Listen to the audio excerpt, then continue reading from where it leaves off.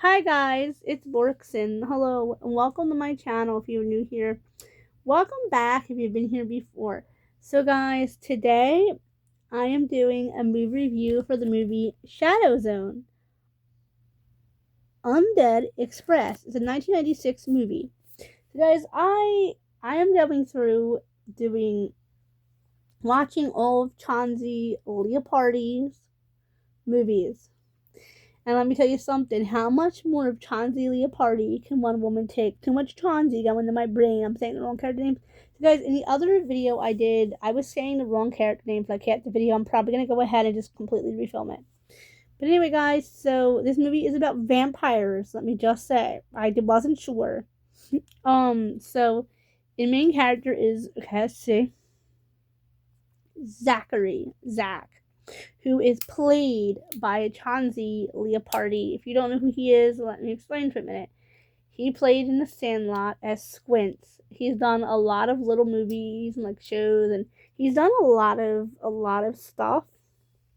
So I figured I would do a like top 10 movies that he's been in, or top 10 movies and shows he's been in, and like top 10 parts he's played, or just something along those lines to try and spice things up.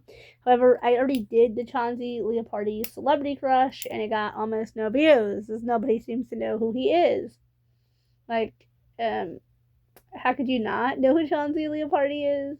His name is hard to pronounce, but further ado, let's get into the video.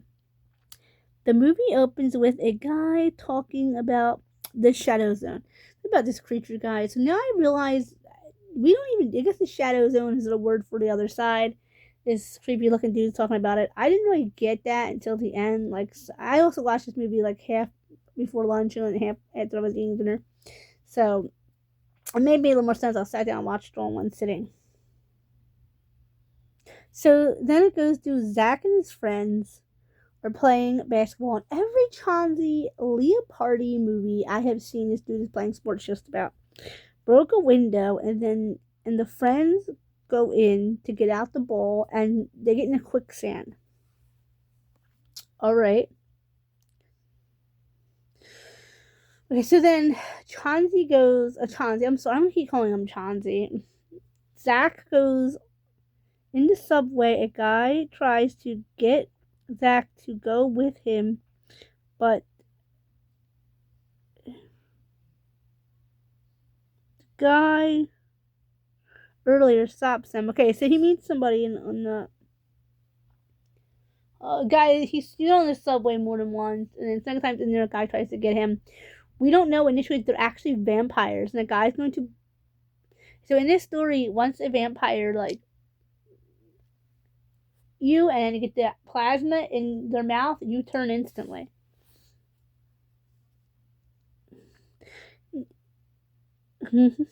Zach got on the undead express, so he gets on it's they're in a subway, and it's a train only for vampires, and all of them want to unalive Zach and basically turn him. And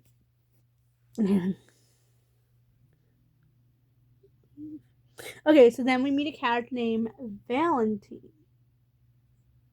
Valentine, who cannot leave without an okay.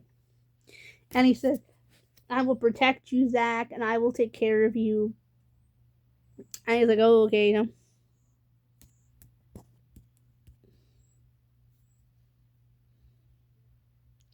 He's asking him if it's day or night. Do you know? Zach goes and talks to his friends and tells them about it.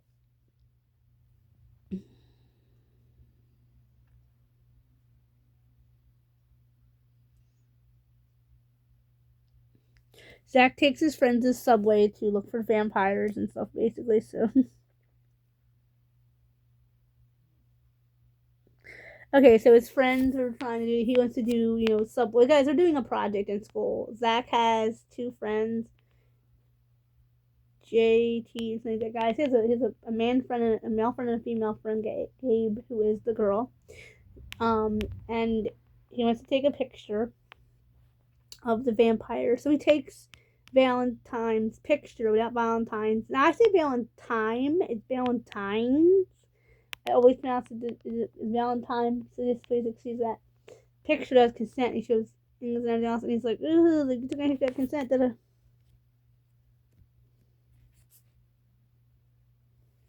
So Zach is telling his friends this, and they get into an argument.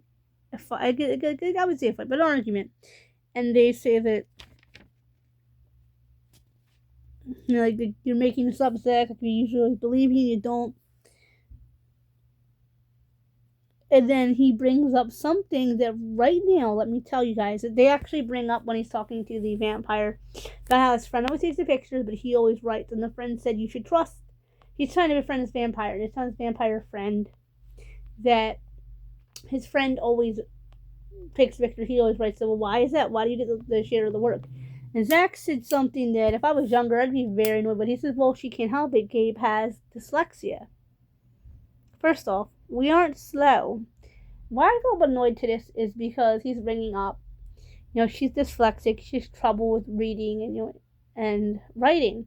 First off, we also have trouble with spelling, and it a little bit annoyed me, like, that they just glossed over that they said that this girl is dyslexic. First off, we're not dyslexia, guys. Look it up. It does not affect our intelligence or IQs. Yes, we have trouble with writing. Yes, we have trouble with reading. Yes, we have trouble with spelling.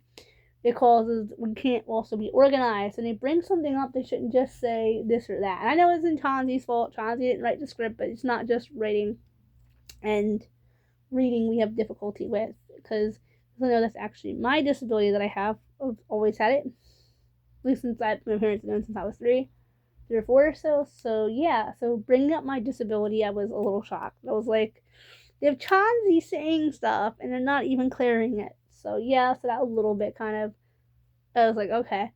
Then, like I said, to bring back to the argument that Zach was having with his friends, he threw it up to the girl.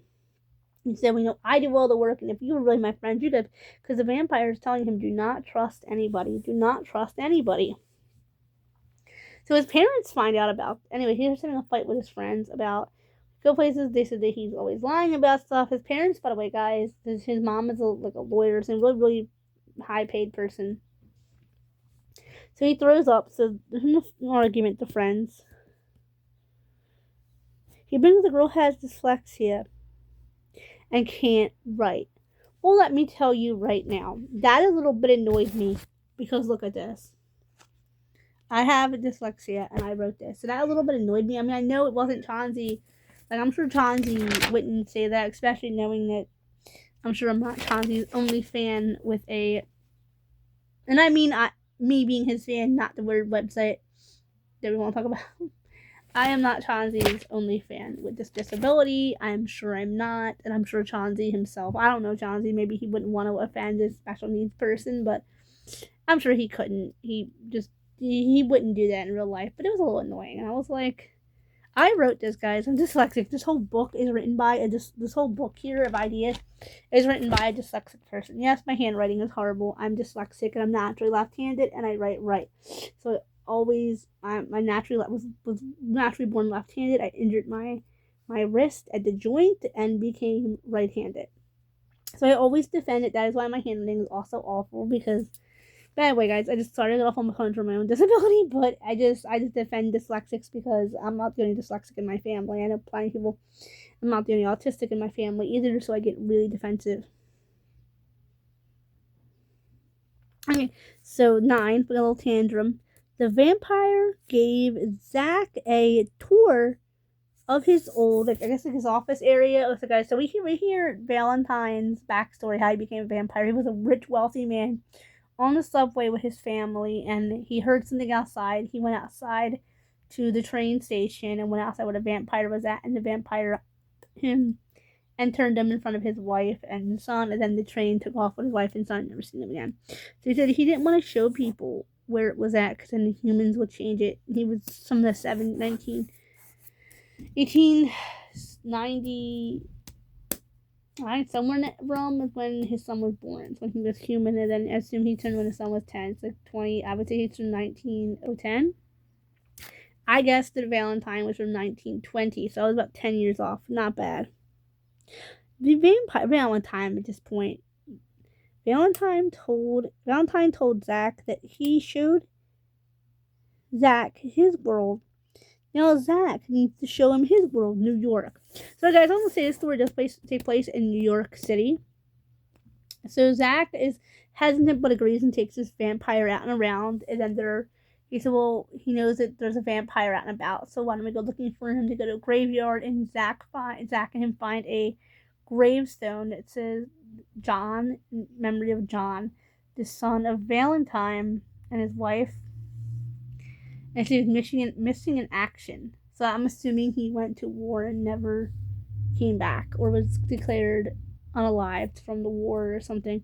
Let's go back under.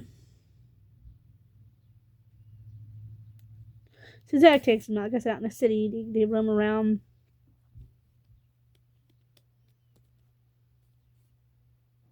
Anyway, so they're there, and then two vampires start fighting right in the graveyard. And they did this, so this boy has no protection, you can't turn him, blah, blah, and they're just like fighting there, which is a little weird.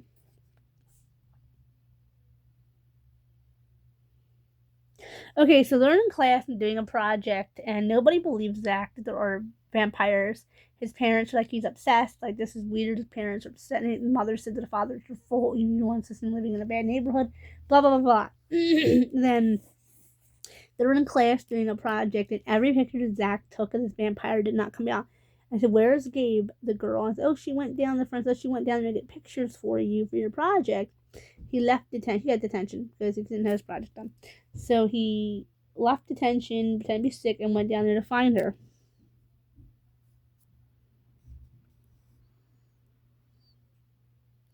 And when they go down, there's a janitor man or a worker down there. I would assume he was a worker. Just like I said, guys, a lot of this story, honestly, a lot of Chauncey Leopardi movies, no offense, Chauncey, is a lot of guessing. No offense to anybody or Chauncey's like represent. A lot of this stuff is very guessy. And down there, the guy that used to always hit Zach up for money, and he was like, oh, I'll get you back when you gets paid or whatever, comes out and says, hey, so goodness, thank goodness. And then someone, have you frightened me, blah, blah, blah. Yeah, frightened you, frightened me, blah. Have you seen Gabe? And he went, yeah, she's with Valentine. And they went, what? And the guy then shows his face where she's been turned. They turned him. And he was like, okay, we gotta go find her.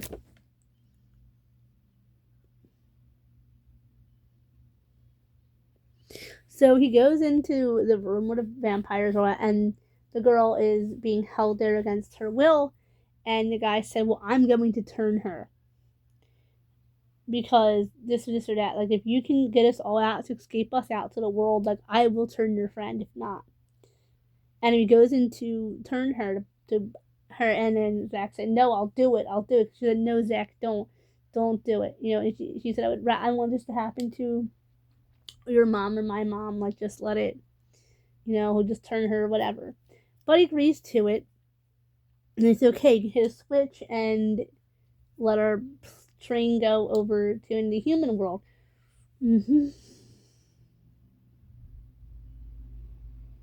Zach,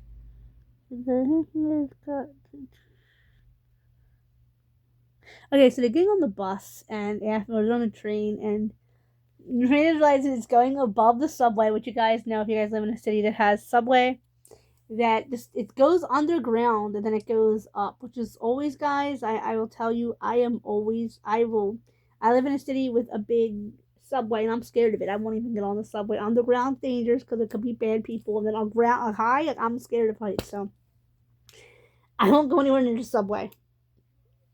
And the last time I was in the subway, I went downtown to look at the statue of the naked guys. Like a couple there. Anywho, when they raise up, the vampires are like, well, your life is going to be over. Basically, they're threatening to turn Zach and his friends. Like, the rest of life, he won't lie. And as they're going to go up, the sun starts to expose all of the vampires. And they all are burning in the sun. And the last one to burn, which was starting to make me think that he wasn't a vampire, but he was Valentine, and he burned last. Anyway, guys, so the guy earlier that they turned, the janitor they turned, actually was the one who told them that Valentine was evil and that he drinks human plasma. And he goes, "Oh, I prefer rats." Drinks human plasma and all this stuff. But Valentine was the one who tricked Zach into bringing them on a train that would go above ground, which is so he could go above ground and then unaliving them all. He wanted to go and he wanted to take the other vampires with him.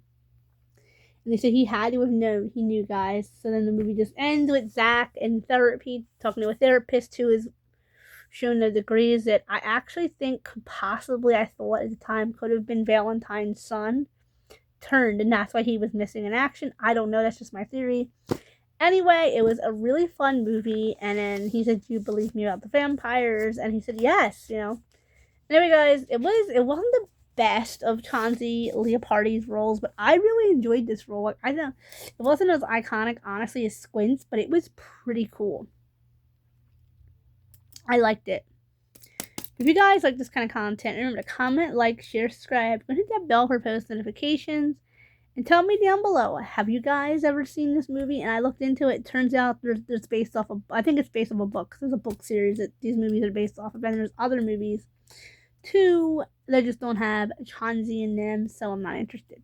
I probably will be interested in watching the rest of the series, but okay, guys, comment, like, share, subscribe. Tell me down below if you like Chauncey. Bye bye.